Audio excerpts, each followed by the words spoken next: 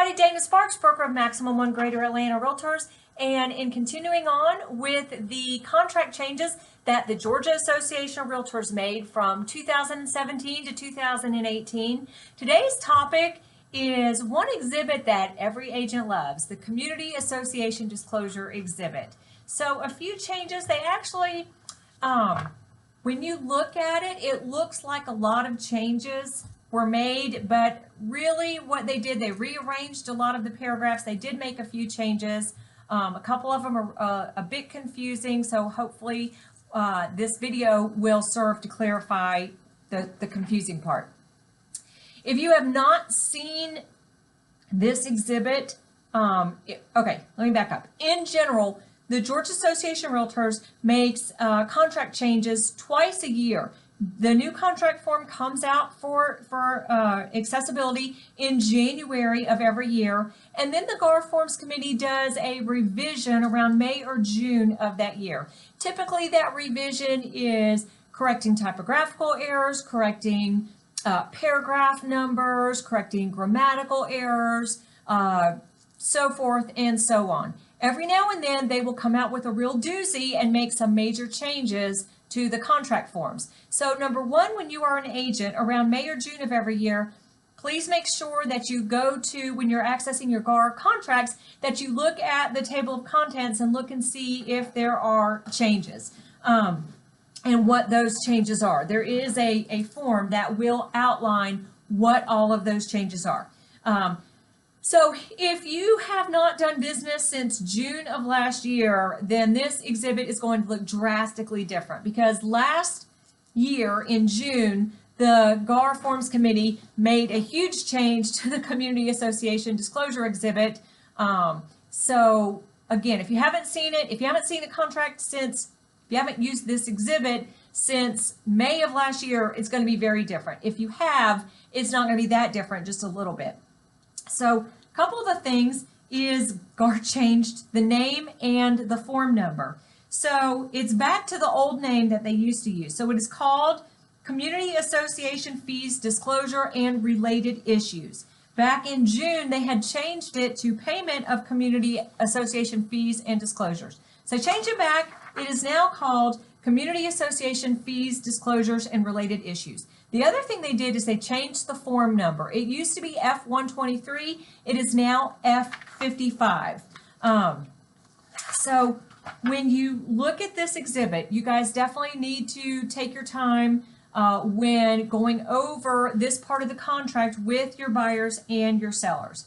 So the first thing talks about directions for filling out this disclosure. And obviously, maybe not so obviously, but the seller is the one that really is responsible for filling out the information, because the seller is the one that lives in a community with the association and is going to have information about the fees that need to be disclosed to the buyer. So it says, the very first paragraph says, seller agrees to fill out the disclosure accurately and completely to the best of the seller's knowledge, and to promptly update and provide the buyer with a revised copy of this disclosure up until closing if new information is learned by the seller which materially changes. So first thing GAR did is they added the phrase up until closing.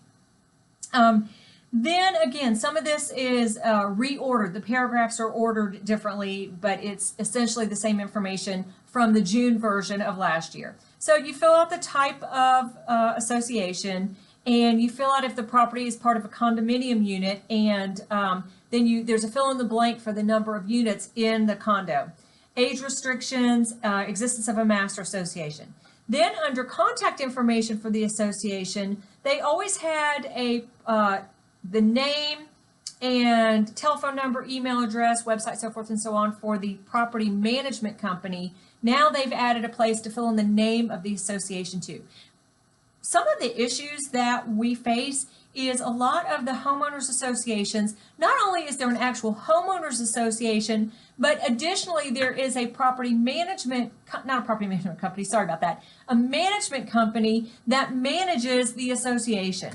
And therein lies the rub, so to speak. Anyway, so they did add this year a place for the name of the association in addition to the name of the management company.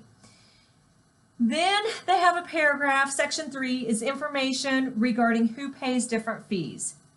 And it says disclosure regarding the fees. Owners living in a mandatory membership community association have to pay certain ongoing fees, charges, and assessments, collectively called fees in this contract, to the association. Fees can and do increase over time, and on occasion there may be a need for a special assessment. The risk of paying increased fees is assumed by the buyer living in a community with a mandatory association. A little bit change in the verbiage. Then, paragraph B, amounts to be paid by seller. I'm going to read you what it says, and then we'll have a little discussion on amounts to be paid by seller and amounts to be paid by buyer. So there's 2 paragraphs that is just verbiage, who pays what, and then after that is a place for the seller to fill out what those actual fees are. Fill in the blanks for the dollar amounts for those fees, and then what they cover, so forth and so on. But let me read this part to you. Amounts to be paid by seller. Paragraph B. Paragraph B1. Account statement or clearance letter.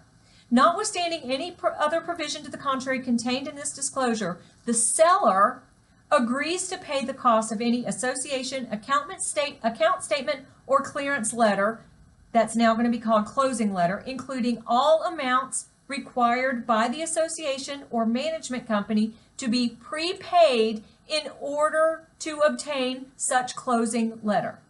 Then paragraph B2, under amounts to be paid by seller, assessments and special assessments. Seller agrees to pay A, all fees owing on the property which come due before the closing, so that the property is sold free and clear of all liens and monies owed to the association.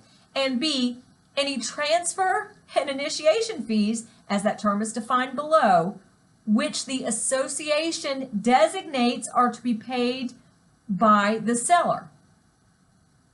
If a special assessment may be paid in installments without penalty over a period of time, those installments coming due before the date of closing are to be paid by the seller, and the installments coming due after the closing date are to be paid by the buyer.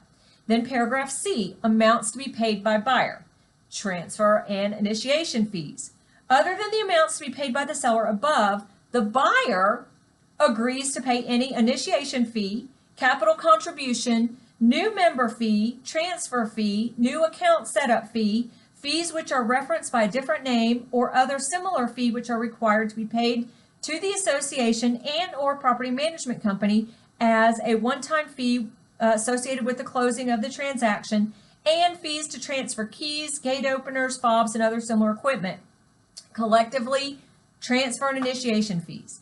Advance assessments due at closing for a period of time after closing shall not be transfer and initiation fees, are also to be paid by buyer. Move-in fees, including fees and security deposits to reserve an elevator, shall not be transfer and initiation fees and are to be paid by the buyer. And then, as I said, the next couple paragraphs have a fill in the blank where the seller actually outlines exactly what those fees are: initiation fee, transfer fee, new account fee, so forth and so on.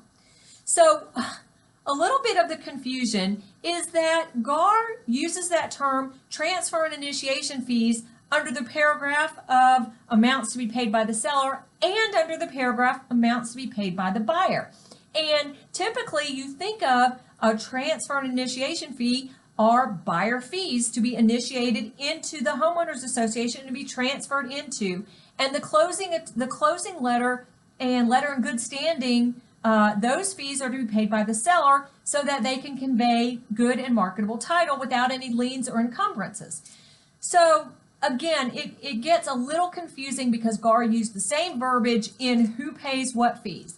Don't let that confuse you. Bottom line is the seller is required to pay all the fees that are required to get that clear closing letter from the association and from the association's management company so that there aren't any liens on the property.